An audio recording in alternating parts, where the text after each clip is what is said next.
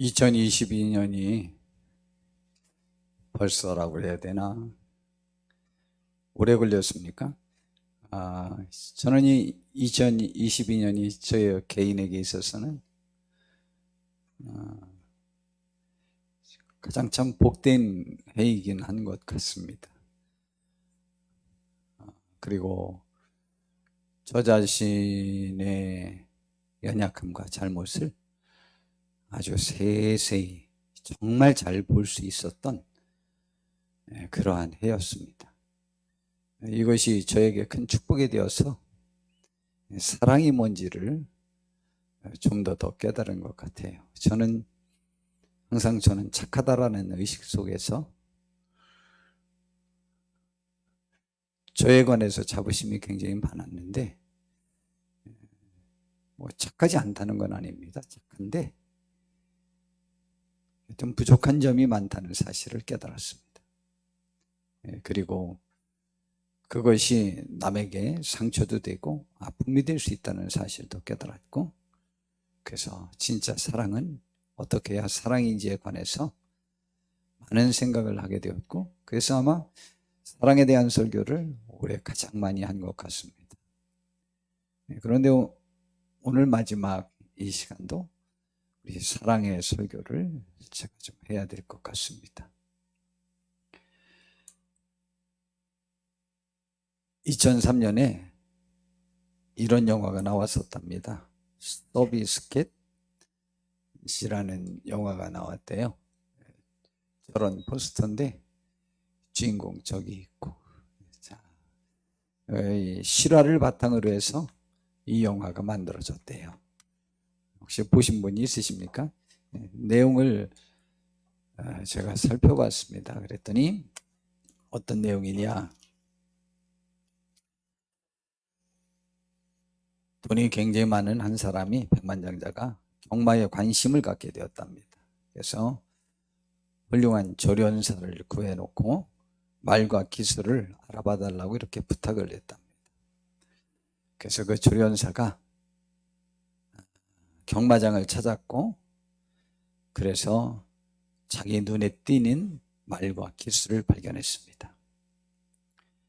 그런데 거기엔 훌륭한 말들이 많은데, 그런데 아주 못된, 잔인한, 비정한 주인들을 만나가지고 그들의 손에 여러 사람에게 이렇게 거쳐 다니면서 맞고 자란 기억에 미친 말처럼 날뛰어서 어느 사람도 관심을 두지 않는 서비스캣이라는 말이 있었다고 합니다.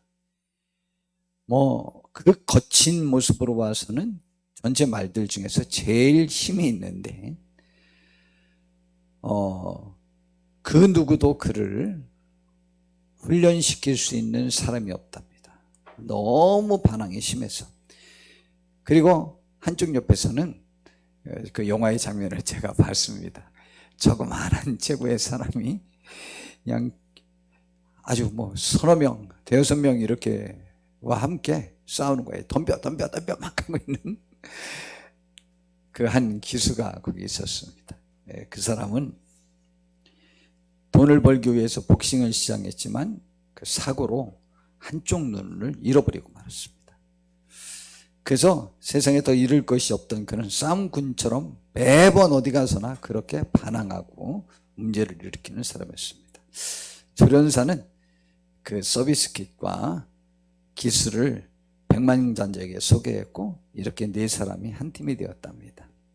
그래가지고 비슷한 듯 닮은 서비스킷이라는 아주 혈통은 최고의 명마의 혈통을 가졌는데, 지금은 전혀 쓸모없고 거칠기만 한 그 말과 기수는 서로의 상처를 통해 깊이 교감하게 됐답니다.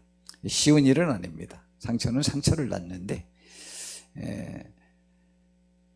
교감을 나기 시작했어요. 그리고 노련한 조련사의 훈련이 더해져서 서비스킷은 각종 대회에서 우승을 막 휩쓸기 시작했대요. 영화 내용입니다. 그리고 실화라고 합니다. 계속된 우승으로 서부 최고의 말로 인정받았고, 동부 최고의 말과의 대결을 펼치게 됩니다. 이 대회를 앞두고 훈련 중에 기수가 낙마하면서 다리를 크게 다쳐서 입원하게 됐지만, 서비스캣이 그 대회에서도 우승을 하게 되었습니다. 그러나 이후 서비스캣은 경기도 중 발목 근육이 파열되어 더 이상 뛸 수 없게 되었습니다. 고민 끝에 백만장자는 서비스캣과 깊은 교감을 했던 젊은 기수에게 그 말을 보냅니다. 그 기수는 지금 병원에 있는데 이들은 극적인 상봉을 하고 재기를 꿈꾸며 재활과 훈련을 다시 시작합니다. 근데 모두가 불가능하다고 믿었던 일들이 서서히 믿기 힘든 현실로 일어났습니다. 걷기만 하던 서비스킷이 느린 걸음이지만 경보 수준으로 걷기 시작하고 이어서 꽁충꽁충 걷더니 마침내 잡불이 부성한 언덕을 달리기 시작했습니다. 노력 끝에 재기에 성공한 서비스킷과 기수는 보란듯이 경주에 참여해 질주합니다. 서비스킷은 그 시대의 절망과 좌절에 빠진 사람들에게 하나의 희망이었습니다. 그리고 영화 속의 대사는 힘든 시기를 살아가는 우리에게 희망의 메시지를 전하고 있습니다. 한 번의 상처가 있다고 인생을 포기해서는 안 됩니다. 희망은 어둠 속에서 시작됩니다. 일어나 옳은 일을 하려 할 때 새벽은 올 것입니다. 기다리고 포기하지 마세요 라고 했습니다.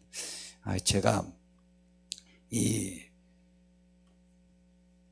설교 원고에 그 내용을 넣었어야 되는데 오늘 어느 목사님이 이런 글을 올리셨더라고요.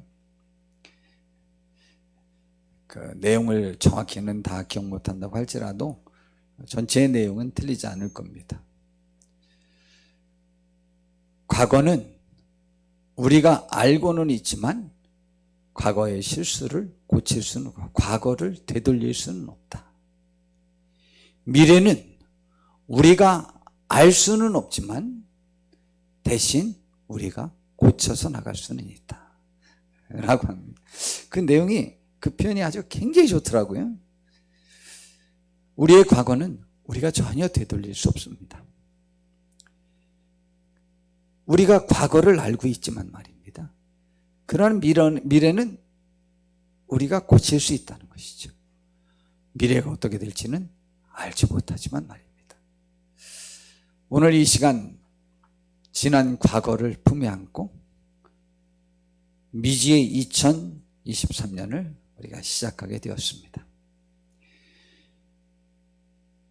우리가 지난 우리 과거의 삶이 우리가 실패했었던 원인이 우리 성도님들은 어디에 있다고 생각하십니까? 나름대로 내 삶을 우리는 돌아보지 않습니까? 돌아보는데 근데 저는 오늘 이 시간 사랑이라는 주제를 좀 다루고자 합니다. 우리들에게서 우리의 삶을 돌이켜볼 때에 부족한 부분이라고 생각하는 것은 주께서 우리들에게 하나님께서 우리들에게 친히 말씀으로나 그 역사 속에서 보이셨던 그분의 모습, 그 사랑의 모습을 하나님이 담길 원하고 우리가 하나님을 닮았을 때 하나님께서는 기뻐하시며 우리들의 마음에 안정을 주시고 내가 나 됨을 기뻐할 수 있도록 사람을 그렇게 만드셨는데 우리가 사신 지나간 우리의 발자국 속에서 우리는 어떠한 것이 나는 용납이 되고 어떤 것은 용납이 되지 않습니까? 앞으로 우리가 고쳐야 될 것은 무엇이라고 생각하십니까? 보완하고 더 개선하고 증진시켜야 될 것이 뭐라고 생각하십니까? 저는 그 중에 제일은 사랑일 것이라고 생각합니다. 여하튼 사랑은 믿음과 함께 영원히 남을 수 있는 것이에요. 하나님의 나라에 가서 영원히 남을 수 있는 것 두 가지가 있는데 믿음으로 행한 것만 하나님 앞에 남습니다. 그리고 사랑만이 하나님 앞에 남습니다. 그러므로 우리는 믿음과 사랑은 언제나 우리들 속에 있는 귀한 자원이 되어야 되고 나의 삶의 지표요, 나의 삶의 원동력이 되어야만 합니다. 그래서 이 믿음과 사랑으로 우리의 삶을 이끄셔야 돼요. 그래서 우리 2022년을 돌이켜 봤을 때에 우리는 사랑에 대하여 후회하고 아파할 수 있게 되기를 바라고, 2023년은 사랑에 대하여 목표를 설정할 수 있는 우리 모두가 되어지길 바라고, 믿음 안에서 굳건해지는 우리가 되기를 바랍니다. 사랑에는 단계가 있습니다. 첫 번째, 내가 잘못한 사람을 찾아가서 용서를 빌고 화해하는 것이 첫 번째 단계입니다. 이것은 바로 나의 잘못을 인정하는 것이 굉장히 중요합니다. 사랑은. 그래서 주님께서는 마태복음 5장에 너희들이 옛사람들이 살인하지 말라 하는 말을 너희들은 들어봤을 것이다. 살인하면 심판을 받는다. 굳이 말하면 벌을 받는다. 그렇게 했다는 것을 너희가 다 들었다. 근데 나는 너희에게 말하는데, 형제에게 화내는 자마다 다 심판을 받게 되고, 형제에 대하여 라가라, 라가라라고 하는 우리나라 말 표현용어로 말하면 야 이 새끼야, 야 이년아 하는 욕 정도, 아니면 어리석은 놈, 미련한 놈, 이렇게 욕하는 그 정도입니다. 그렇게 하는 자는 지옥불에 들어가게 될 것이다 라고 했습니다. 그러므로 예물을 제단에 드리도록, 굳이 말하면 오늘 예배 드리려고 하는데 갑자기 내가 내 형제에게 원망 들을 만한 일이 있는 것이 생각나거든. 예물을 제단 앞에 두고 먼저 가서 형제와 화목하고 그 후에 와서 예물을 드리라. 예배를 드리려고 하는데 걸리는 사람이 있다. 빨리 가서 화해하고 와라. 기도를 하려고 하는데 걸리는 사람이 있다. 빨리 가서 화해하고 와라. 그리해야 하나님께서 그 예물을 받아주시겠다. 또 너를 고발하는 자와 함께 같이 있을 때에 급히 사화하라. 고집 부리지 마라. 그 고발하는 자가 너를 재판관에게 내어주고 재판관이 옥리에게 내어줘 옥에 가둘까 염려하라. 진실로 내게 이르노니 내가 한 푼이라도 남김이 없이 다 갚기 전에는 결코 거기서 나오지 못하리라. 그런 거 보니까 돈 떼어먹고 안 갚는 사람 말하는 거죠. 요즘은 뭐 계획적으로, 요즘 왕들이 굉장히 많더라고. 우리나라에 뭐 인천인가 어디에도 빌라왕이 있고 또 어디에도 빌라왕이 있고, 이름이 왜 다 똑같대? 빌라왕. 응? 그 사기를 치고, 그리고 또 왜 또 자살해 죽어? 들통나니까. 아니 죽을 거면 왜 그 일을 하는 거예요? 정말 내 마음이 안타까운 일이요. 아유, 그렇게 계획적으로 남에게 물질적인 피해를 주는 사람이 있습니다. 여하튼 내가 남에게 이렇게 피해를 주면 다 갚아라. 야, 그런데요, 세상은 정말요, 내가 가해자인지 피해자인지 정말 매번 혼돈을 일으키고 살고 있어요, 사람들이. 우리 성도님들은 안 그러신 것 같은가요? 제가 볼 때는 교회가 더 심한 것 같아요. 교회가. 내가 가해자인데 자기는 가해자인 줄 아는 사람도 있죠. 근데 아닌 체 하면서 남에게 피해를 주죠. 근데 여하튼 그 방국군 사람이 성낸다고 정말 이 세상에 많은 사람들이, 잘못한 사람이 자기가 더 큰 소리 치는 경우 사실 참 많습니다. 자, 그런데 일단은 사랑의 첫 단계는 나의 잘못을 인식할 수 있고, 또 그에 대하여 피해를 본 사람들에게 그 손실을 보상해 주어야만 합니다. 이게 첫 번째 사랑의 단계입니다. 두 번째 단계는 나에게 잘못한 사람도 그가 용서를 빌면 용서해 줘야만 합니다. 이게 이제 두 번째 단계예요. 예수님이 진이 기도를 어떻게 하라고 가르치면서 그 마무리를 마태복음 6장 12절부터 이렇게 말합니다. 우리가 우리에게 죄 지은 자를 사하여 준 것 같이 우리의 죄를 사하여 주시옵고, 하나님 앞에 용서를 받길 위하여 기도를 하려면 내가 남의 죄를 먼저 용서하고 용서해달라고 그래라. 양심 있게 좀 살아라. 뭐 이런 말이죠. 자기는 용서해주지 않으면서 하나님 앞에 자기 죄는 용서해달라고 하는 건 말이 안 된다. 이런 말이죠. 그리고 우리를 시험에 들게 하지 마시옵고 다만 악에서 구하옵소서.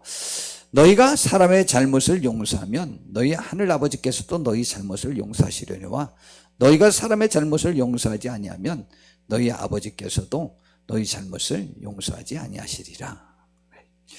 뭐 노래도 무슨 고3이 뭐라나 고마워요, 감사해요, 미안해요, 사랑해요, 이런 거 하는 건 찬양도 있죠. 저는 머리가 나쁘니까 다 들어도 잊어버리니까. 예, 참 그게 좋은 말입니다. 내가 잘못했어요, 미안해요, 고마워요, 감사해요, 그래서 사랑해요. 이런 말들을 우리가 많이 해야 되는 거죠. 그래서 우리가 남의 잘못을 용서하지 아니하면 우리도 용서받지 못한다 라는 것이죠. 베드로가 물어봤어요. 주님, 형제가 우리에게 잘못하면 몇 번이나 용서하여 주면 됩니까? 라고 물어보놓고 제가 자꾸 말했죠. 지가 물어보고 왜 자기가 답변해? 예수님이 답변할 때까지 조금 좀 기다리지. 7번까지 하면 되겠습니까? 그랬어요. 그랬더니 주님이 7번뿐 아니라 7번을 70번까지라도 용서하라. 490번이죠. 그것은 인류 삶 속에서 490번을 동일 범죄를 동일인이 동일인에게 하는 그러한 범죄는 거의 불가능해요. 우리 학생부에서 설교할 때 제가 이게 누가 할 수 있을까라고 그랬더니 야, 저기 윤혁이가 애인끼리 한다는 거예요. 야, 근접하게 맞췄어요. 근데 애인은 그러면 바로 헤어지니까 490번까지 못 갔다는데 부부가 그렇게 할 수 있죠. 근데 부부도 그 정도 가기 전에 헤어집니다. 그런데 그게 가능한 것은 자녀가 부모에게 하는 잘못은 490번은 잘못할 것 같아요. 하루에도 10번씩 하니까 그거 다 품에 안고 사귀고 용서하면서 살아야 되는 게 부모인데 우리가 하나님께 하는 거랑 똑같죠. 그렇게 하라. 이거는 영원히 용서하라는 말이거든요. 그러면서 예수님께서 이런 예화를 드셨어요. 한 사람이 10,000달란트를 빚졌다 왕에게. 그래서 그가 빌어서 10,000달란트를 탕금해 줬다. 근데 제가 이거 설교할 때 자주 말하는데 10,000달란트는 예수님 당시에 한 사람이 누구에게든 10,000달란트라고 하는 양만큼을 빚질 수 있는 사람은 세상에 존재하지 않을 때예요. 그거는 국가의 그때 유다, 갈릴리, 또 어디 또 하나, 이 이스라엘 나라 전체의 1년 예산보다도 많아요. 10,000달란트가. 거기는 몇 달란트 되지가 않아요. 몇백 달란트 그런 거예요. 그러니까 이건 말도 안 되는 예화를 예수님이 드신 거예요. 의도적으로 드신 거예요. 이거는 이 세상에서 1위로 빚을 많이 진 사람, 평생 갚아도 이건 갚을 수 없는 빚을 진 거예요. 그러니까 예화니까 그렇게 드신 거예요. 그 빌길래 탕감해 줬어요. 기분 좋게 나오다가 기분 잡칠 인간을 만났어요. 왜냐하면 자기 친구인데 자기에게 100데나리온을 빚졌는데 그걸 안 갚은 거예요. 한 달란트는요 7,000데나리온이에요. 7,000데나리온. 그런데 지금 자기가 10,000달란트 탕감받고 나오면서 100데나리온 빚진 사람을 보고 기분이 나빠서 감옥에 가두라고 그랬어요. 안 갚는다고. 그의 동료들이 그것을 보고 참 너무 어처구니 없다고 생각해서 주인에게 가서 일렀어요. 그랬더니 주인이 불렀어요. 야, 이 못된 종아, 네가 비로소 내가 10,000달란트를 탕감해 줬다. 그런데 너는 100데나리온 안 갚았다고 감옥에 가두냐? 이게 몇 분의 1이라고 제가 설교할 때 자주 말씀드렸죠. 이게요 몇 분의 1이냐면 50만 배예요. 50만 배. 100데나리온과 1만 달란트의 배수는 50만 배예요. 100데나리온은 지금 하루 품삯을 10만 원으로 계산을 하려다 보니까 요즘 하루 품삯 10만 원은 거의 없는 것 같아요. 그죠? 우리 한 달에 5, 4, 22일이나 3일 일하고 우리 최소 300만 원은 받잖아요. 거의 300만 원이 월급 많지 않잖아요. 그러면은 좌우지간 요즘 일당은 하루 15만 원으로 계산해야 될 것 같아요. 그래도 평균적으로. 그러면 15만 원으로 계산하면 100데나리온이면 1,500만 원이에요. 그러면은 1,500만 원이면 이거에 50만 배면은요 얼마냐면 제가 현재 돈으로 계산해 보니까 7조 5천억 원이에요. 엄청 차이 나죠. 차이가 너무 많이 나잖아요. 50만 배가 그렇게 작은 게 아니에요. 굉장히 차이 나는 거예요. 50만 배나 차이 나는 그렇게 돼. 그걸 탕감해 줬어요. 지금 예수님이 무슨 말씀이냐면 너희가 지금 너의 죄가 용서받고 천국을 얻은 것은 이 세상에 누구도 빚질 수 없을 만큼 무지막한 빚을 진 것과 같다. 그런데 하나님이 용서해 줘서 천국을 허락했는데 야 너희들 관계 속에서 그것 하나 용서 못하냐 라는 말이에요. 그러므로 사랑의 두 번째 단계는 남을 용서할 수 있어야 됩니다. 그냥 이것도 한번 아멘하고 가야지. 용서하는 우리가 좀 됩시다. 근데 저는 이제 용서라는 말을 우리가 쓸 수도 없다. 왜냐하면 우리가 무슨 자격으로 남을 용서하나. 저는 이제 그런 생각이 있습니다. 그래서 저를 모욕하기 가장 좋은 건 제 앞에 와서 무릎 꿇고 빌면 저를 완전히 개 취급하려면 무릎 꿇고 빌시면 됩니다. 저는 인간관계에서 그렇게 무릎 꿇고 빌는 모습이 전개되는 현상은 없어야 된다고 저는 생각해요. 저는 뭐 애초부터 그런 생각이 있었으니까. 근데 조폭들은 다 무릎 꿇리잖아요. 차려시키고. 그러한 관계는 이 세상에 그 누구와의 관계에서도 저는 없어야 된다고 생각합니다. 우리도 조폭은 아니잖아요. 그렇지 않아요? 자, 그 다음에 아주 뛰어난 단계가 다른 사람의 필요를 채워줘야만 됩니다. 저는 오늘 이 설교를 준비하면서 읽어보고 또 읽어봐도 이거 나 진짜 못하겠어. 이거 진짜 이걸 어떻게 하냐고. 아니 예수님이 이렇게 말씀하셨어요. 마태복음 5장 38절부터인데 너희는 이런 말을 들어봤다. 눈은 눈으로 이는 이로 갚으라 하였다는 것을 너희가 들었지만 나는 너희에게 말하는데 악한 자를 대적하지 말라. 대적하지 말래요.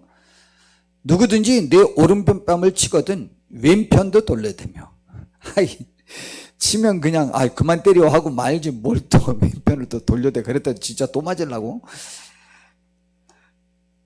그러니까 참아라 이 말이죠. 원수 갚지 마라 이런 말입니다. 그 다음에 또 너를 고발하여 속옷을 가지고자 하는 자에게 거족까지도 가지게 하라. 속옷 빼앗아 가지려고 말도 안 된 말로 지금 재판 거는 그 사람에게 겉옷까지도 줘. 속옷과 겉옷값의 차이는 아마 근 10배 날 거예요. 10배 이상은 날 거예요. 특별히 이스라엘 나라는 겉옷은 더 비쌉니다. 왜냐하면 겉옷을 그냥 층층 둘러갖고 이렇게 다니잖아요. 그래서 그거로 잠잘 때 이불로도 사용하고 그러는 거예요. 그게 비싸죠. 속옷은 뭐 그냥 뭐 이렇게 해서 이렇게 묶어놓은 거 뭐 잘 보이지도 않는 거. 우리 런닝이 싸요. 민크 코트가 싸요. 속옷이 싸요. 10배 이상도 더 납니다. 속옷 빼앗아 가지려고 그렇게 그냥 그 못된 일을 하는 사람에게 겉옷까지도 줘. 나 그건 못하겠어 진짜. 이걸 어떻게 하란 말이야. 좌우지간 그렇게 하래요. 그리고 또 누구든지 너로 억지로 오리를 가게 하거든 그 사람과 심리를 동행하고. 뭐 차가 있으니까 그냥 저기까지만 데려다 달라는 사람, 시간만 되면 데려다 주는 거네. 물론 갔다 졸면서 갔다 오다가 또 딱지도 끊고 그렇게 하지만 그건 뭐 합니다. 자, 그 다음에 또 내가 구하는 자에게 내가 주며 내게 꾸고자 하는 자에게 거절하지 말라. 근데 저희 교회에서는 꾸는 사람에게 돈 꿔주는 사람은 교회에서 징계한다고 그랬죠. 절대 안 됩니다. 여하튼 1,000원은 돼요. 1,000원은. 혹시는 10,000원, 어른은 10,000원은 될 수도 있어요. 그러나 청년들까지는 10,000원도 꾸면 안 돼요. 여하튼 교회에선 꾸는 사람은 그래도 봐주는데 꿔주는 사람은 징계받아야 돼요. 일단 꿔주면 안 돼요. 우리 교회 규정이에요. 목사님은 왜 성경대로 안 사느냐고. 저 지금 성경대로 살라고 부지무지하게 노력하는 거예요. 그래서 교회가 성경대로 유지되려면 돈을 안 꿔줘야 된다는 사실을 제가 깨달았어요. 돈을 꿔주면 교회는 무너진다. 좌우지간. 그리고 뭐 약간 곁길이지만 교회에서 다단계 하지 마시고 교회를 이익의 단체로 생각하지 마세요. 자, 그런데 좌우지간 꾸는 사람에게 꾸래 돈 꿔주래요. 아유, 나 이거 전 못하겠어요. 자, 그 다음에 또 내 이웃을 사랑하고 내 원수를 미워하였다는 것을 너희가 들었으나 나는 너희에게 이르노니 너희 원수를 사랑하며 너희를 박해하는 자를 위하여 기도하라. 이건 제가 할 수 있을 것 같긴 한데 앞에 그렇게 구체적으로 나열한 건 굉장히 어렵네요.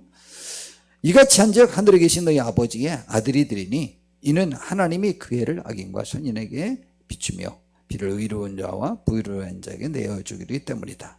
그리고 너희가 너희를 사랑하는 자를 사랑하면 무슨 상이 있으리요?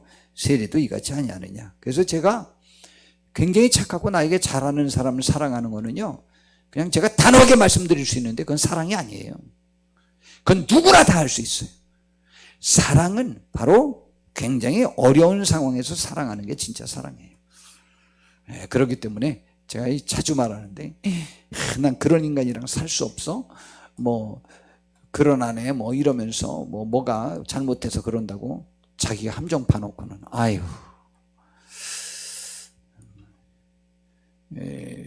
그건 사랑이 아니에요. 사랑은 그 연약함이 있을 때 그걸 감싸고 내가 품 하나 주는 게 그게 사랑이지. 그렇게 하고, 자, 그래서 우리는 좌우지간 원수를 사랑하는 거예요.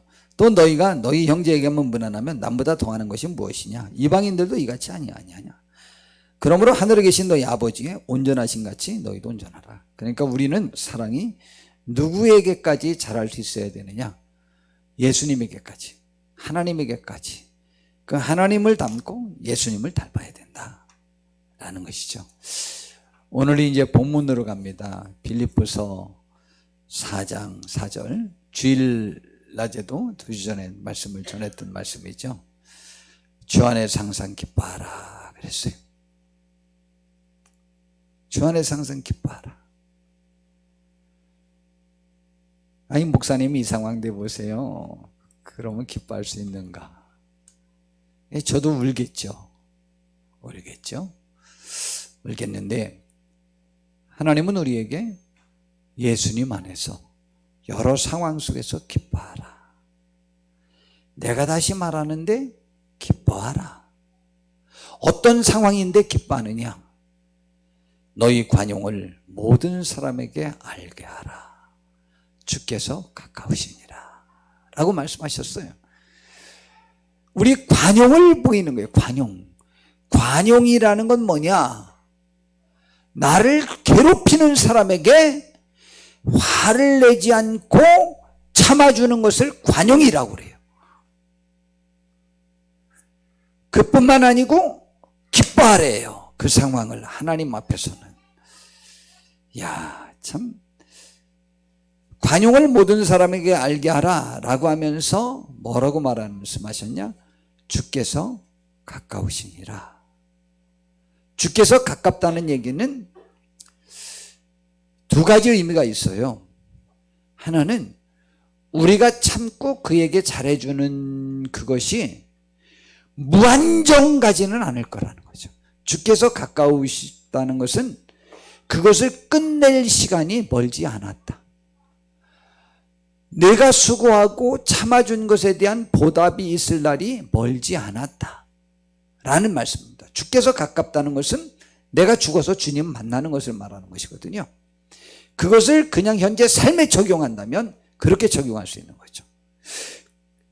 이런 좋은 격려와 위로의 의미가 있어요. 주께서 가깝다는 얘기는. 그러나 벌 받는 사람에게는, 관용을 베풀지 않은 사람에게는, 너희가 관용을 모든 사람에게 알게 할지 못한 사람에게는 경고의 말씀이죠. 주께서 가까우시니라. 내가 명령한 그 너그러움을 보이지 않는, 안정된 모습을 보이지 않는 그 모습을 심판할 주님이 가까이 와 있다. 빨리 회개하고 돌이켜라 라는 말이죠. 주께서 가깝다는 얘기는 두 가지 의미를 같이 포함하는 말씀이 분명합니다. 이건 영적인 것도 아니고, 이건 뭐 하늘의 지혜가 있어서 깨달은 것도 아니고, 우리나라 말이 그런 뜻이에요. 이 글자 뜻이 그런 뜻이에요. 그렇지 않아요? 제가 말씀드릴 때 기가 막히다라는 게 아니고 맞지, 그 말이 그런 뜻이지 라고 납득이 되잖아요. 굳이는 하나님께서 우리들에게 말씀을 주실 때 우리 사람들이 이해하지 못할 말씀을 별로 주지 않으셨어요. 물론 비밀적인 말씀도 있지만 그것은 구원과 관련된 것은, 우리의 삶에 관련된 것은 그렇게 특별한 계시가 필요한 말씀이 없어요. 다 알게 하려고 주신 거예요. 그냥 그렇게 하는 거예요. 이건 성경 말씀을 보면서 그걸 깨달아야 된단 말이죠. 그래서 주께서 가까우셔요. 참고 견뎌주기가 힘드십니까? 우리가 죽으면 끝나는 건데 죽는다라는 거로 너무만 해석하지 마시고 좌우지간 그 일이 끝날 때가 멀진 않다, 이 말씀이에요. 믿고 오늘도 내가 이 행동을, 이 짓을 어느 때까지 해야 돼 라고 너무 생각하지 마시고 멀지 않은 날, 나의 눈물을 씻겨줄 그날이 우리에게 닥칠 거예요. 믿으세요. 이것도 한번 아멘 해보십시다. 아멘. 그리고 남이 잘못한다고 나도 그만큼 충분히 갚아주는 일을 하고 있던 분들은 명심하세요. 주님이 우리에게도 또 그렇게 갚아주실 거예요. 그래서 긍휼이 없는 사람은 긍휼이 없는 심판을 받는다고 그랬어요. 그럼 다 지옥 가요.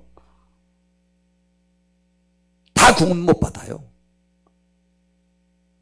그러니까 우리는 좌우지간 꼭 나의 수고를 주님이 알고 계신다.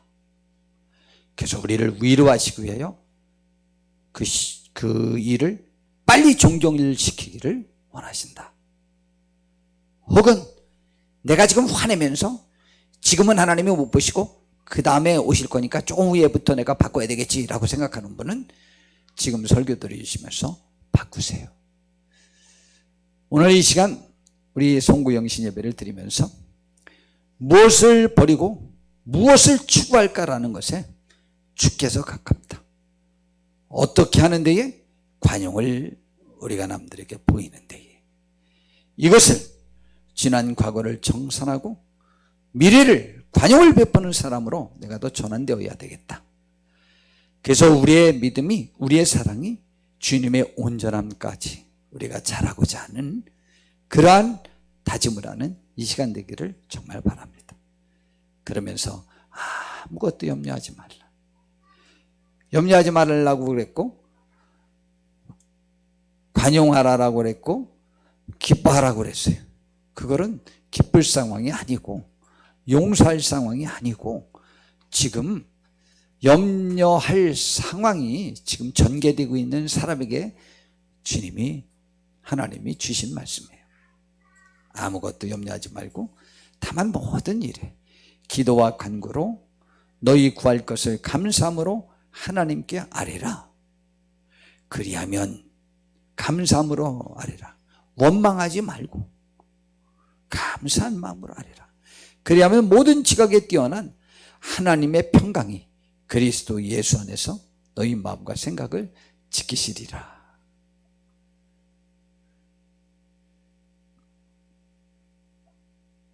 요즘은 어느 분들이 간혹 이런 말씀을 하시는 분들이 많아요. 목사님이 그래서 그런 설교를 할 수 있었구나 라는 말씀들을 하시는 분들이 제법 있습니다.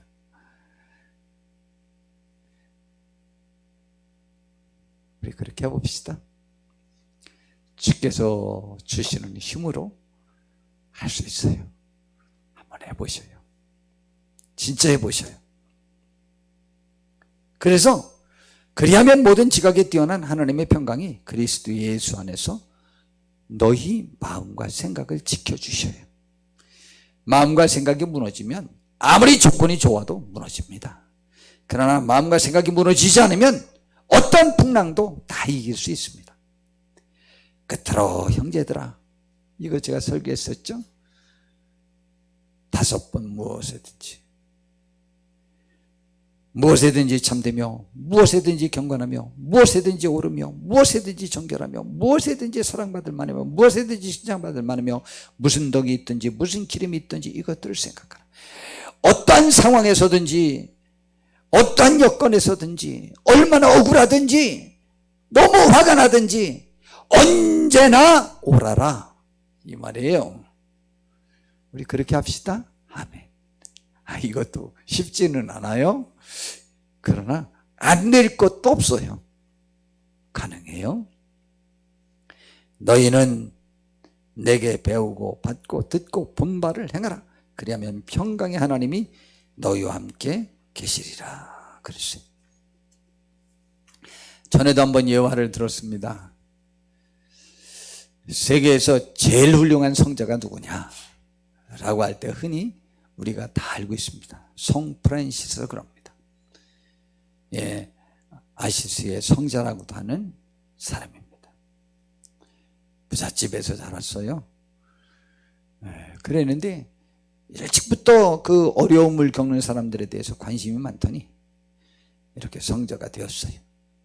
어느 추운 날, 눈 내리는 겨울밤이었습니다. 불을 끄고 막 잠을 자려고 하는데 누가 문을 두드리는 거예요. 침대에 누웠는데.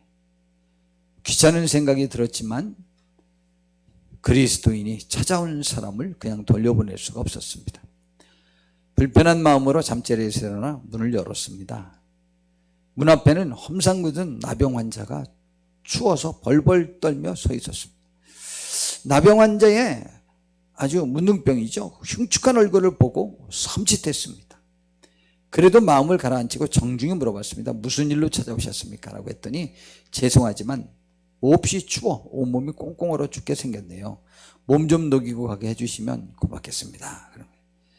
그래서 문둥병자는 애처롭게 간청을 해서 마음으로는 당장 안 된다고 거절하고 싶었는데 하지만 그리스도인으로 차마 그럴 수가 없어가지고 마지못해 머리와 어깨에 쌓인 눈을 털어주고 안으로 안내했습니다. 자리에 앉자 살이 썩는 고름으로 심한 악취가 코를 찔렀습니다.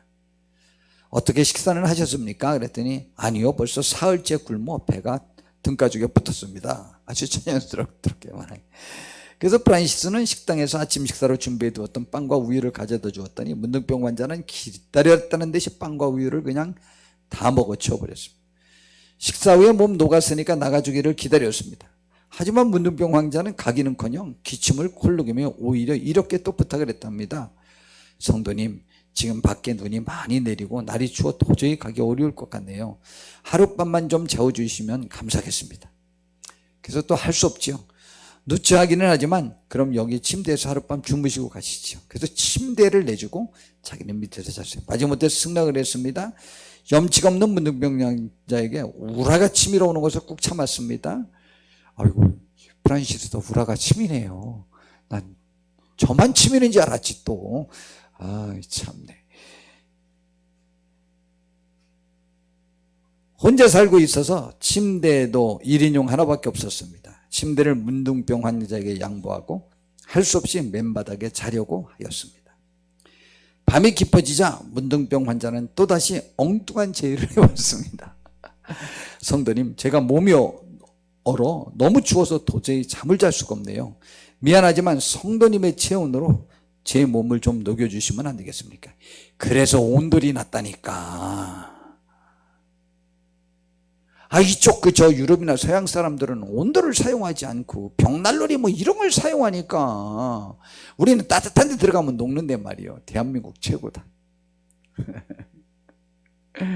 그래서 이제 그 사람들은 침대 생활을 하잖아요. 그래서 미안하지만 성도님의 체온으로 제 몸을 좀 녹여주시면 안 되겠습니까? 아이고야 징그러워라. 내가 목욕탕 우리 집에서 연탄 보일러로 이렇게 해가지고 뜨거운 물을 데워서 부엌에서 목욕할 수 있을 때부터 한 번도 제 합의로 돈을 내고 목욕탕을 가본 적이 없어요. 왜냐고? 두 가지 이유. 하나는 벗은 남자의 몸 보기 싫어서, 하나는 목욕탕의 퀴캔 냄새가 싫어서. 아유, 가난한 사람이 또 그런 건 또 찾아. 이야, 그랬는데 군대 갈 때 제가 뭐가 맞고 힘들고 그거보다도 더 힘들게 왔던 것이, 거기서 남자들 셋이 이렇게 전우주라고 해서 한 군데서 이렇게 몸대고 잠잔대. 그 생각을 하니까 군대를 내가 가서 어떻게 그 남자들이랑 같이 자지? 그게 그렇게 끔찍했던 거예요. 근데 제가 겨울을 지나도록 하승한학교에서 9월부터 3월까지 훈련을 받았거든요. 너무 추니까 대야 좋더만. 너무 추니까. 그런데 내가 동계 훈련하느냐고 밖에서 눈으로 완전히 추워서 죽는 줄 알았어요. 우리 친구는 그때가 군대 생활 중에 제일 힘들었대. 너무 추워서.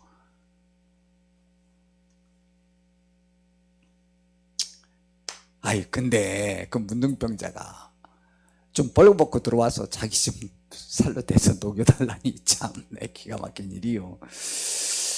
어처구니 없는 문둥병 환자의 요구에 당장 자리에 일어나 밖으로 내쫓아버리고 싶었습니다. 그러나 예수님이 자신을 위해 희생하신 십자가의 은혜를 생각하며 꼭 참고 그의 요구대로 옷을 모두 벗어버리고 알몸으로 문둥병 환자를 꼭 안고 침대에 누웠습니다. 1인용 침대라 잠자리도 불편하고 고약한 냄새까지 나는 문둥병 환자와 몸을 밀착시켜 자기 체온으로 녹여주며 잠을 청했습니다. 도저히 저는 이것이 하나님의 은혜라고 생각해요. 끝까지 우리가 하면 하나님께서 개입하시는 것 같아요. 도저히 잠을 못 이룰 것 같다고 생각했지만 자신도 모르게 꿈속으로 빠져들어갔습니다. 꿈속에서 주님이 기쁘게 웃고 계셨습니다. 프란시스야, 나는 네가 사랑하는 예수란다. 네가 나를 이렇게 극진히 대답했으니 하늘의 상이 클 것이다. 주님, 나는 아무것도 주님께 드린 것이 없습니다. 꿈속에서 주님 모습을 보고 깜짝 놀라서 자리에서 일어났습니다. 벌써 날이 밝고 아침이었습니다. 가장 깊은 잠을 잘 잔 거예요. 그러나 침대에 같이 자고 있어야 할 문둥병 환자는 온데간데 없었습니다. 뿐만 아니라 고름 냄새가 배어 있어야 할 침대에는 오히려 향긋한 향기만 남아있을 뿐 왔다 간 흔적도 없이 사라졌습니다. 프란시스가 깨달았습니다. 주님이셨군요. 어제 그 문둥병 환자가 주님이었어요.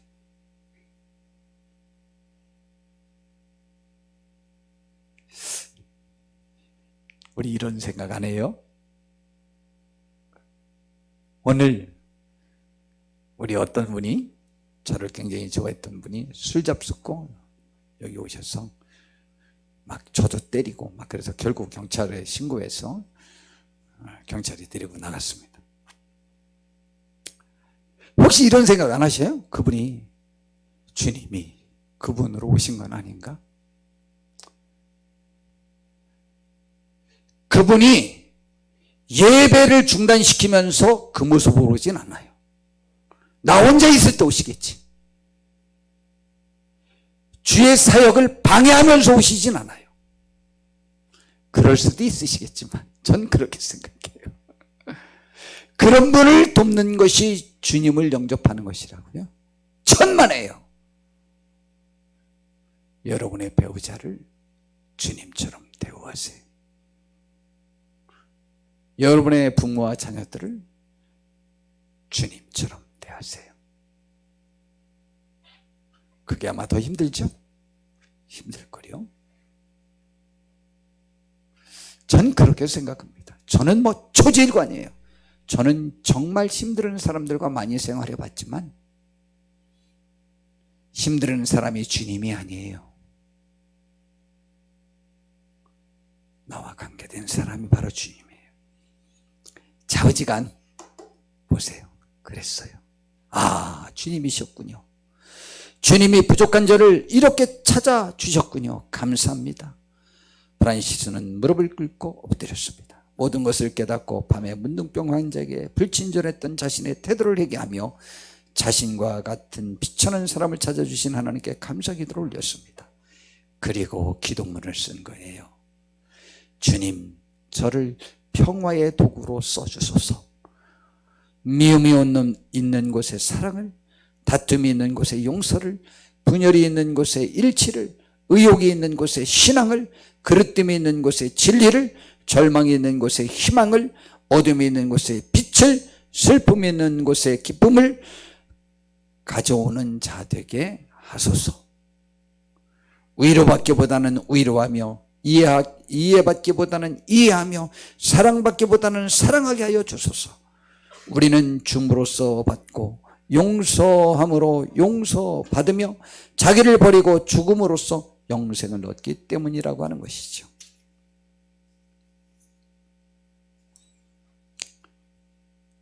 이러한 삶을 우리에게 요구하시는 그 하나님이 데살로니가 전서에서 이런 말씀을 주셨습니다. 형제들아, 너희를 권면하노니 게으른 자들을 권계하며. 이것도 2주 전에 설교했죠. 여기 나열되는 3사람이 우리와 관계된 사람들 중에 제일 복장 터지게 만드는 사람들 3부류가 나오는 거예요. 게으른 사람, 그 다음에 마음이 약한 자들, 약해가지고 어떤 말도 안 통해.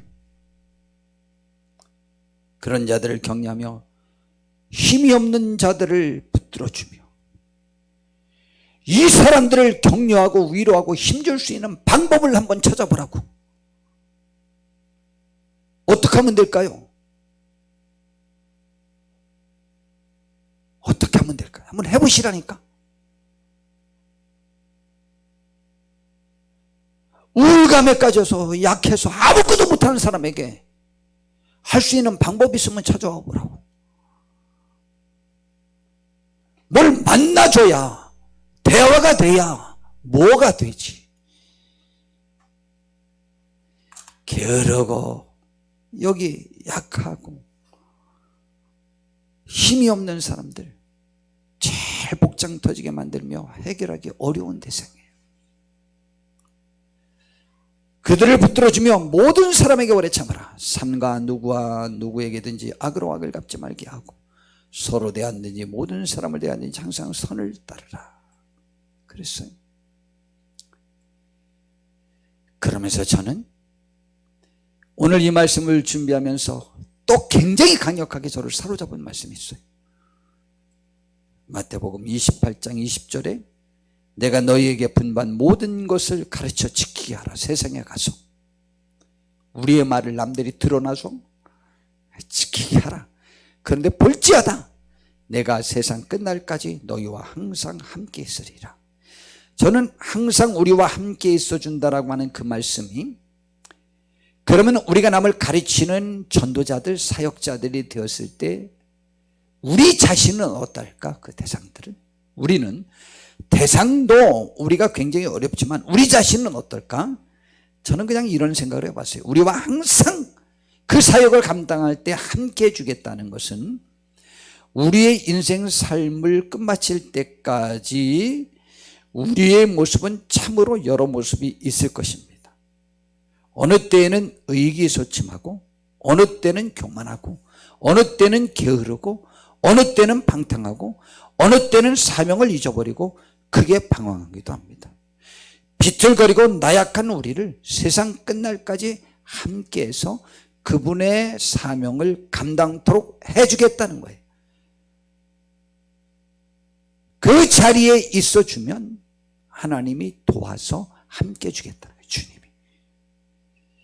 우리의 연약한 그 모습을 주님이 아신다는 얘기입니다. 우리 한번 그 주님 믿고 우리가 또다시 사랑하러 나갑시다. 또다시 남을 좀 용서하고 품에 안으러 나갑시다. 관용하러. 우리 그래서 사랑을 이 땅에 실현하는 데에 우리의 삶이 쓰임받기를 원합니다.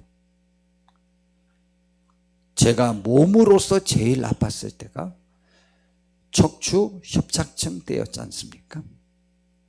지금으로부터 5년 전이었나요? 해외여행은 가야 되는데 돈은 다 지불했는데 지금 당장 오늘까지 결정을 하지 않으면 돈 찾을 수가 없다. 많이 잃고 찾는데 그래도 오늘까지 결정해라. 그래서 살 수 없이 제가 금요일 날에 병원에 갔잖아요. 선생님, 저희가 지금 성지순례 가야 되는데 갈 수 있을까요? 그랬더니 단호하게 말씀하시더만요. 목사님 못 갑니다. 큰일 납니다. 그런데 그 말 듣는 순간 그날이 금요일이었거든요. 정말 저는 자신 있게 말할 수 있는데 천국은 제가 못 가봤지만 감히 천국은 맛봤다고 전 말할 수 있어요. 저는 진짜 전 하나님이 천국을 맛보여 주셨다고 생각해요. 이거는요, 제 몸의 고통과는 전혀 상관없이 물밀듯이 밀려오는 평안. 평안만이 아니에요. 막 기뻐요. 기쁜 정도가 아니에요. 막 희락이라는 표현이, 성경 그 표현이 참 어째 그렇게 마음에 드는지. 이건 뭐 진짜 막 너무 기뻐요. 너무 좋아요. 제가 그 정도로까지 아픈 줄은 모르고 그냥 간신히 이렇게 있다가 여기 나올 때, 제가 여기서 나올 때 이렇게 나왔잖아요. 여기서 그냥 문 열고 서서 이렇게 나왔어요. 제가 설 수 있는 줄 알고 모르고 저기 앉아있고 엎드려 있다가 설 수 있는 줄 알고 모르고 이거 그냥 열고 나온 거예요. 나오다가 이거 벌써 주저앉았는데 그때 동주가 막 엉엉 울던 그 모습이 저는 기억이 나요. 우리 성도님들도 많이 울었죠. 제가요 푹 주저앉았어요. 제가 설 줄 알았죠. 설 수가 없었는데 제가 모르고 생각 없이 쓴 거예요. 이야, 그런데요, 이루 말할 수가 없어요. 권지용 권사님이 그 다음에 토요일 날 들어왔어요. 제 방에. 목사님 어떠시냐고. 제가 어쩔 수 없었잖아요. 누울 수가 있나, 고개를 굽힐 수가 있나, 다리를 펼 수가 있나, 아무것도 못하는 거예요. 그냥 이 자세만 가능해요. 이 자세. 이것도 고개 숙이면 아파요. 너무 아파요. 진짜 무지무지하게 아파요. 그래서 제가 수술하기 전, 화요일날 수술하기 전까지 금요일부터 그 며칠이야, 좌우지간 토, 일, 월, 화 4일 동안 이러고 지낸 거예요. 이러고. 제가 거울을 봤더니 아주 그냥 초췌하더라고요. 근데 권지영 권사님이 들어왔는데 어떠냐고 목소리 했는데 너무 아픈데요. 내가 이렇게도 못해서 입을 잔뜩 겨누고 뒤에도 잔뜩 이러고 있었거든요. 근데 너무 좋습니다. 기분은 너무 행복하고 막 그랬더니 그렇다니까 다행이네요. 그러면서 저를 보고 나갔던 기억이 납니다.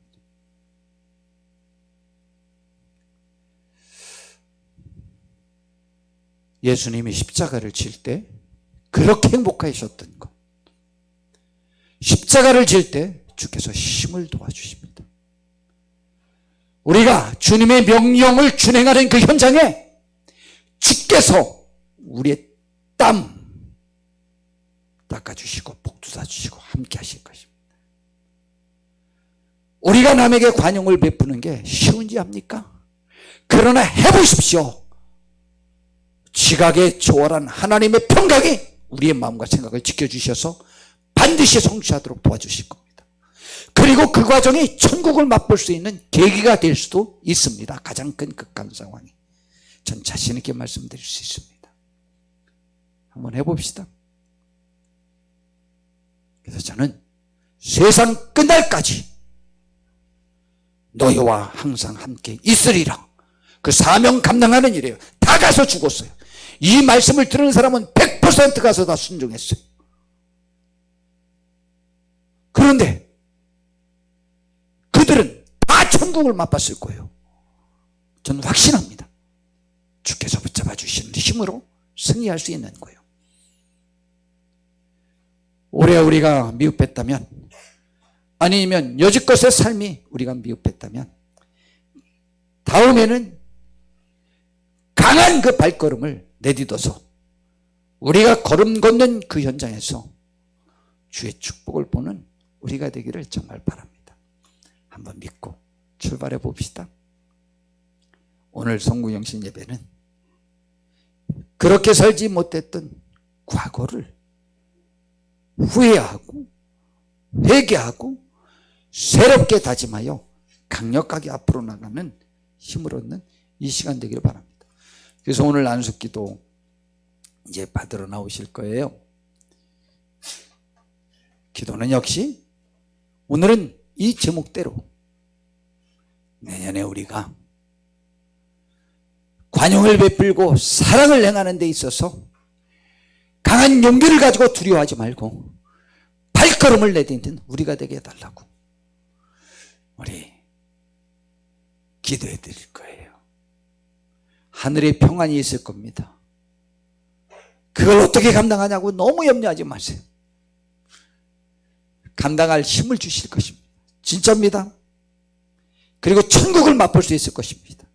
최고의 죽음의 위기에, 최고 고난의 위기에, 최고의 좌절의 위기에 최고의 하늘을 맛볼 수 있을 것입니다. 자신 있게 말씀드려요. 제가 이 말씀 드릴 때 우리 성도님들이 이해가 되시죠? 충분히 이해가 될 거예요. 우리의 흘린 눈물만큼 하나님이 천국의 기쁨을 허락하실 것입니다. 그래서 주님은 우리 자신과 우리 자녀들을 위하여 울라고 하신 거예요. 우리가 눈물 흘린 만큼 우리는 기쁨을 맛볼 거예요. 우리가 울지 않으면 영원히 울게 될 거예요. 오셔요. 천국을 맛볼 수 있어요. 우리 이제 45분만 있으면 2023년이요. 지난 삶을 돌이켜서 우리가 복되게 살 수 있는 귀한 분들 다 되시길 바랍니다. 특별히 오늘